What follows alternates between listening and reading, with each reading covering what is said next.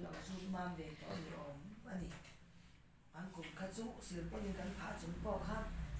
cần phải làm về ôi để cần xử lý bắt được anh cắt sẽ giàu rồi em lâu đấy tụi con lúc nghiệp với cả cả đó mà tôi sẽ tiếng chân thì đó đó là va rồi hàng in hết là bộ tiền này cả là tiền xuống là va wal ngau ram di na din ka kan din ka ni maya ta chuan tiền này phí chân chân rồi tôi ta này đó là chuan là tang ya a chu le na sa do cái này tu chu mi tan chuan thara bo ve na thing tung pu in thei do bin ma sin so pa kwa so ani ania e so lam po he lam po thei do bin ka ti thei a khan na la khan kan enjoy on le so try na ni ma kan na le na sa don lia ti kha so ni he ka in so ma sa wa an kuma kan nei masak le bel po pu zue futsal kan han ti ti na mi han cham chia sak a pe da ma kan in son le tum po khan tu zo lai ka lo ni ve bok ne tin tiam e fi lo thwa rei ve ne khan mi nan lo thei ni la a se tu na chuan yan dal ban kai thawa mi tam tak be la hi a lu le thei ta ta chuan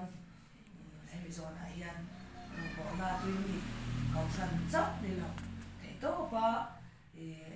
pathian fak lama po ni se chanchin tha lama po ni se ma son ka du ani ti thinung pu te tan chuan hun rem chang em mai ani a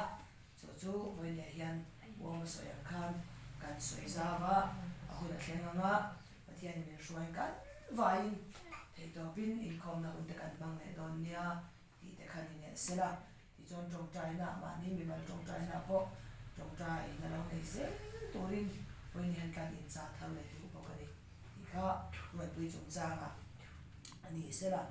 ti chuan a dor le ta na ei ke mani ka thran chunga na la yan ni chin in hemi hun kan tran ma kan kan no lo to ka kamua u sui te no pan ron chaw fe rin